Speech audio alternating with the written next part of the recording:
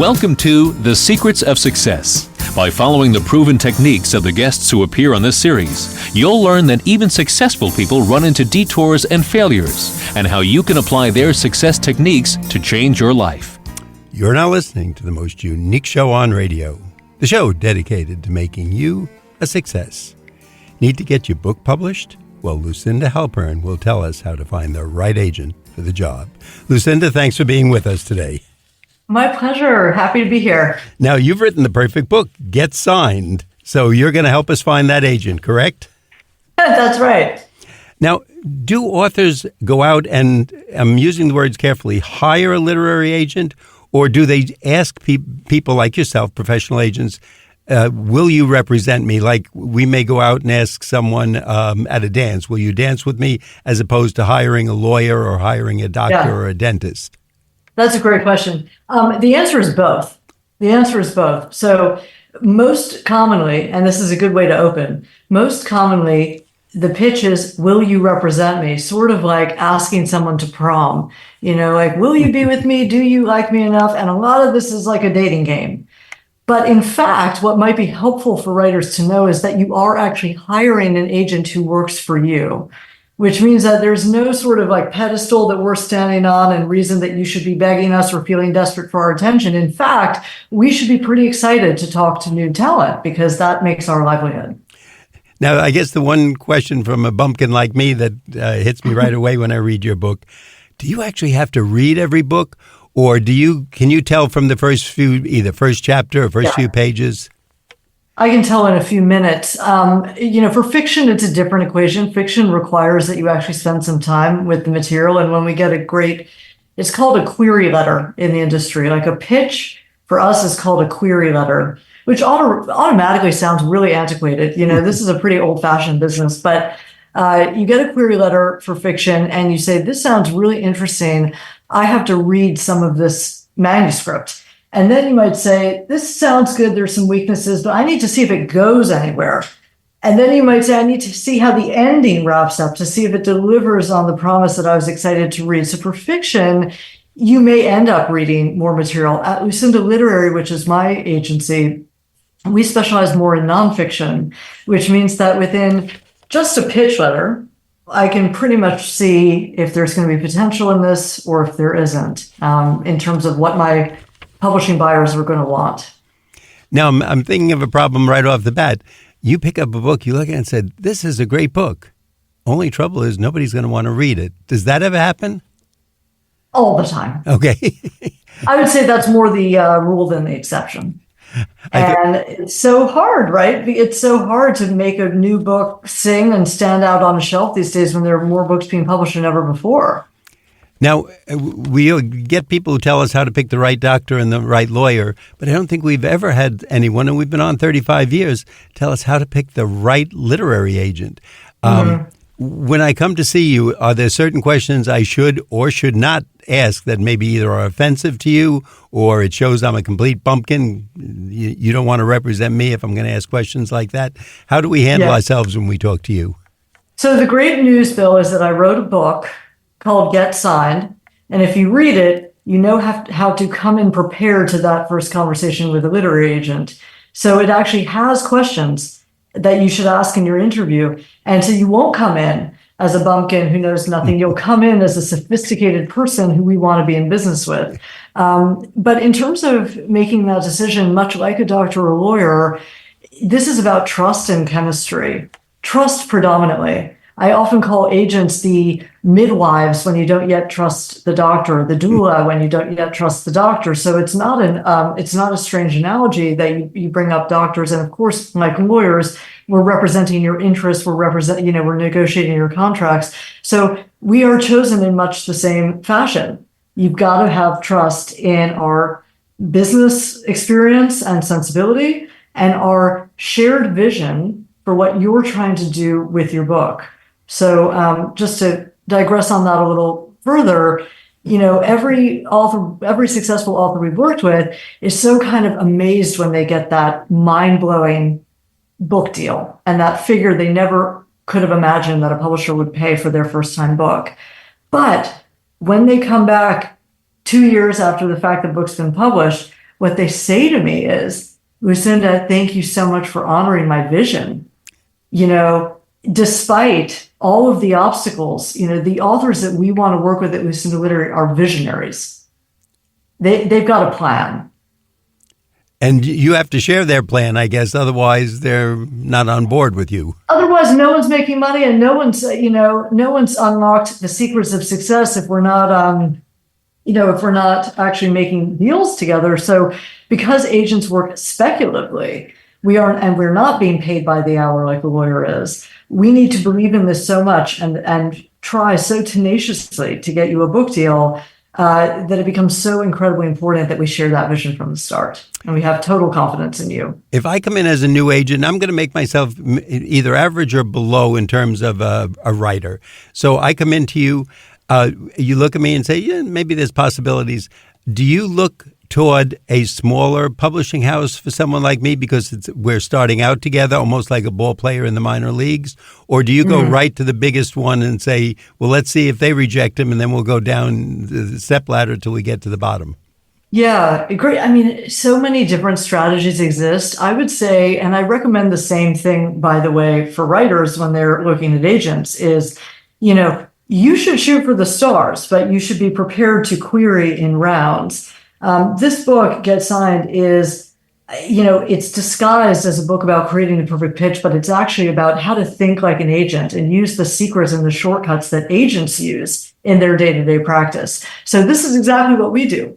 And so, to answer your question about the majors, at my firm in particular, we're only taking on clients for whom we think we can deliver major deals with big publishers, right? Which is why, unfortunately, we have to be so selective. And I can talk a little bit about the work we do with new writers, which is separate to our agency business. But we would be taking you on with that thought that a Penguin Random House or Simon Schuster or HarperCollins can be interested in you, and then we'd be trying those majors first. So I'm going to the major leagues. If you're my agent, you're going to be right up there with Scott Burrows and all the big agents. You're taking me right to the top.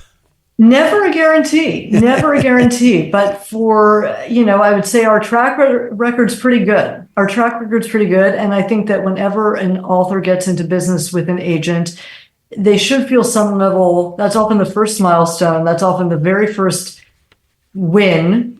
Some people will frame their letters that they receive from an agent. I'd love to represent you. It's a very exciting moment for an author. And it can be indicative that the market is going to respond to your work too. And it's validation. I would think that is exciting because it validates you've either put in anywhere, I guess, from 6 months to a couple of years on this book. And now someone is saying, yes, it's good. You like it as a professional agent. The publisher likes it and feels it'll sell. And it just validates all your hard work. I mean, Bill, people spend years, if not a life, writing books, even in their heads. Many people are writing a book their whole lives because they're living a story that they then want to put on the page. A lot of people are writing memoirs. And so this has to be treated with such importance and delicacy. I can't emphasize that enough. It is nothing short of having a baby. And I've had babies, and now I've had this book baby, and I can tell you it's very similar. It's very similar. I can see in many respects. I mean, you're almost like the mother to a baby, as well as being the tough agent, as well as almost being a babysitter to the author, I would say, because you have to nurse them through probably some difficult times. We hear how many authors were turned down 50 times, and on number 51, they now are putting out movies and books by the dozen, and unimaginably wealthy. Can we get some idea if someone came in and they said to you and you agree to represent them on that first book? Now, first book, no one knows their name yet, but you feel they're very accomplished and certainly qualify for your representation. What could they expect to make on that? What can they expect to make in terms of the advance or overall over the course of the book? I guess the overall on the book, and then what would the advance be?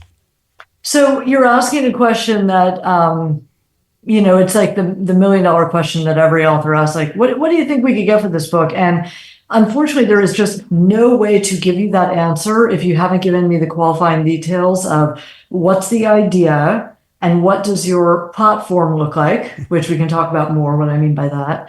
What is the temperature? What's the landscape for a book like this right now? Has there been a major success that looks a lot like the book that you're pitching? Well, maybe we can be confident in something that's six figures. Just very tough to give you a number on that. I mean, I can say to you that we work with a lot of first-time authors. I would say that's the majority of our list because we're only over a decade old. This is not an agency that's been around for 50 years. So we've worked with a lot of first-time authors, and they have had very lucrative careers, whether it's the book advance, the speaking that comes out of it, the film deal that comes out of it, the foreign rights. There's just so many ways that the book is only the beginning. And I like hearing that, and I'm sure a lot of our authors out there do. Lucinda, before we go further, I'd like to let our audience know that you're listening to The Secrets of Success on the voice of Nassau Community College, 90.3 WHPC. I'm your host, Bill Horan. Our guest today is Lucinda Halpern, Halpern. Her book is Get Signed. And Lucinda, we're going to ask you, is there a website where we can learn more?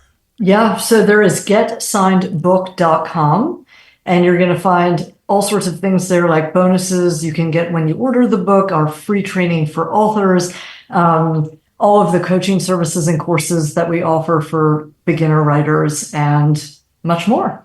And it sounds, obviously, I think our audience already knows, you know your way around, and any tips the young author writer can get is certainly going to be helpful. So go to that website, find out a little more information. We'll give it to you again later in the show. And if you missed a portion of the show, you can go to nccradio.org. That's nccradio.org. Look for the podcast on Secrets of Success. And, of course, just look for Get Signed with our guest, Lucinda Halpern. Lucinda, do you ever get someone who comes in, and it's probably a tough question, but you look at the book and you go, nope. This stinks. We're not going to do it. And how do you handle something? That would be my book. So I'll be the target client. That's so funny. I'm sure that's not the case, Bill. Do you just throw me out, or do you say, I'll get back to you in a few years? Well, again, we don't, as agents, we don't have to get back to people we are not interested in, right? Because my agency alone is getting 50 submissions a day. So you can imagine that a bigger agency is getting hundreds. So we have very clear rules on our websites as agents that say, don't be in touch with us. We will be in touch with you if we're interested. So it doesn't happen to me often. If you mean that I am working already representing and working with a client who's written something that I think is terrible, and how do I deal with that situation? I would quite honestly say we're not going to get to that point because I'm too involved with the author at every step of the way. So when he's coming up with bad ideas or bad directions, I'm telling him very gently why they don't work. And we're working in partnership to create the best product. So never would it happen that an author, who I represent, suddenly hands me a manuscript and says, let's go publish this. I would have been involved in creating it with that person. From the time someone comes to you, like, is this a 30-day process, a 2-year process? I have no knowledge of the literary world. So, the process, and we actually have a pretty cool chart, is in the book too, I hope, of what the timeline actually looks like. And it's pretty phenomenal because it takes a long time to get a book on shelves. So for the nonfiction world, different from fiction, the nonfiction world, you are selling a proposal, not an entire manuscript, but a 50-page document that's much more like a marketing document as to why this book actually deserves a place in a very crowded market and who you are to write it and why this book now. You create that proposal, you send it to a publisher, and then, you send it to agents, and then that agent is working with you on it to develop it further. That could take something like 3 months minimally. Even if you've come to us with a fully developed proposal, we're going to have feedback for you. We're going to edit. We're going to develop it together. Then we're going to go take it to a publisher. Best case scenario, you're selling that book within a month. That's the kind of timeline that we see and that we strive for because we have relationships that kind of are used to reading overnight, responding quickly to our pitches. They're trusting agents to be their gatekeepers, right? They're trusting our taste. Then they buy the book, hopefully. This will shock authors. It seems to shock everyone I work with. Like, now, after we've sold your book, it's going to take another 4 weeks to get a contract, and it's going to take another 4 weeks after that to negotiate it and get paid. People are like, we did this deal months ago. What do you mean I'm not getting paid yet? Right? Even more than that, you're getting paid in thirds, in quarters, sometimes a little more or less. You're not getting that entire chunk of, say, $100,000 up front. You're getting it paid over these different milestones that could be 3 to 4 years' time. So again, bear with me on this process where I can go through it again. 3 to 4 months to develop the proposal with the agent. Minimally, sometimes it happens in 2 weeks, sometimes it happens in 1 week, but say a month to actually sell the thing. Minimally 6 months to a year to write it. Another year to produce the thing, and then you're on shelves. So that usually ends up being about 3 years.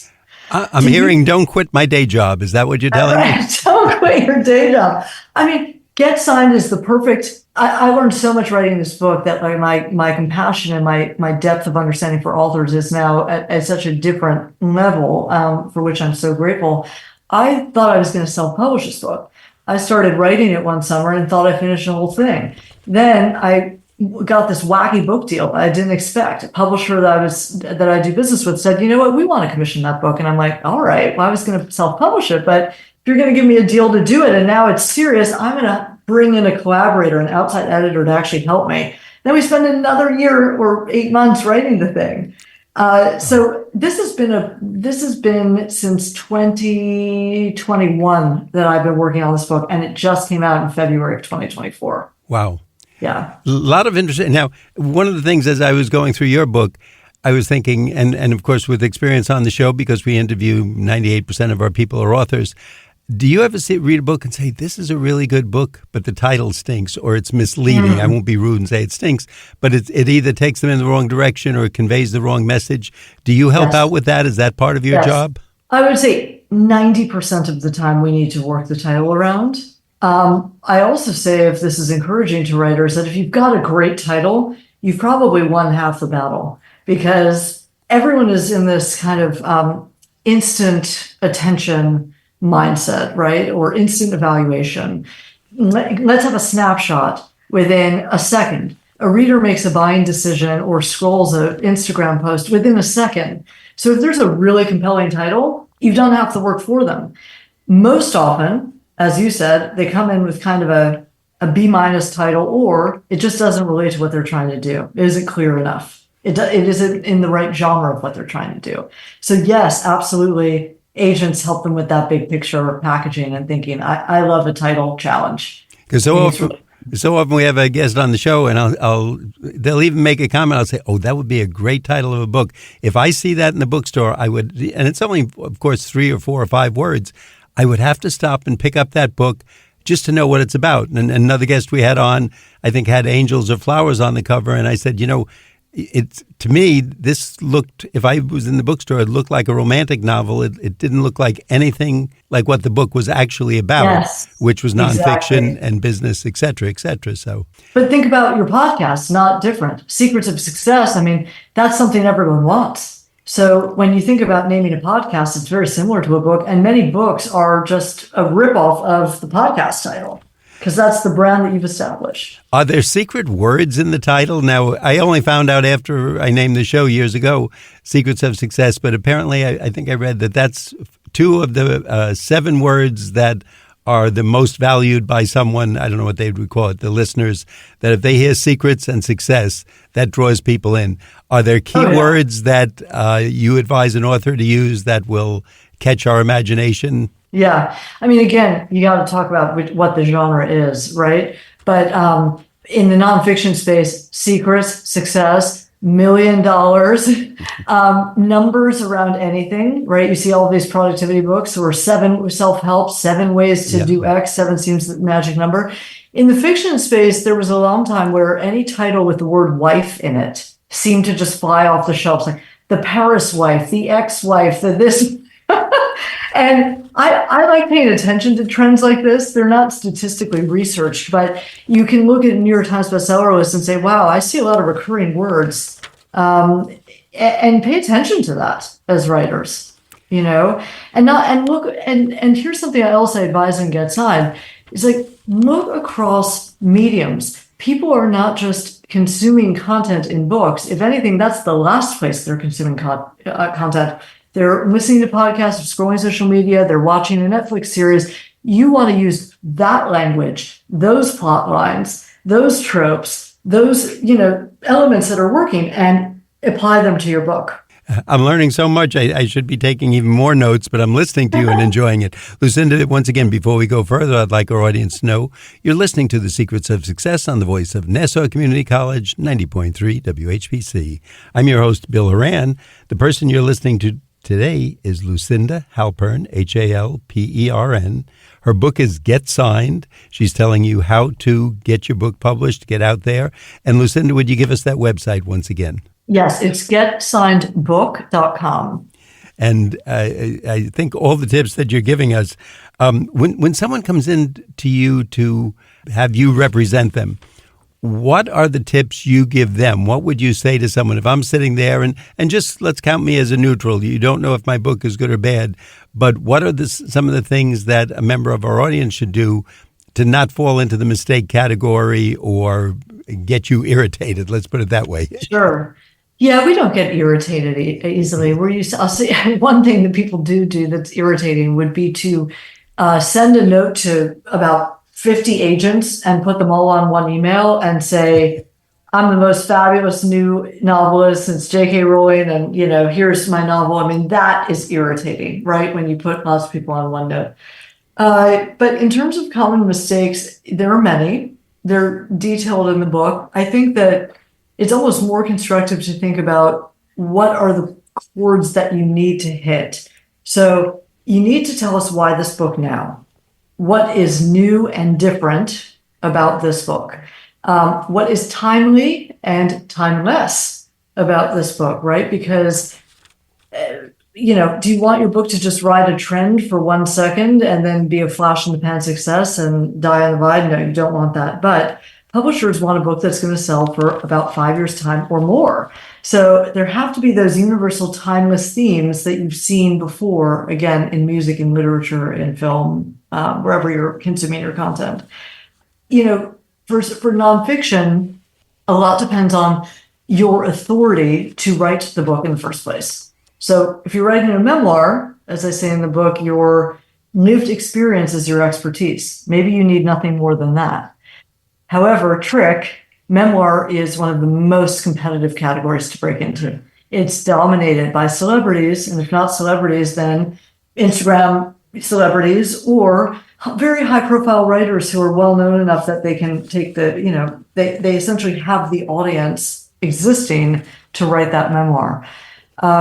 Otherwise, if you're writing a self-help book, the first question on a reader's mind is going to be, how can I trust this person? What's his expertise? What's his authority?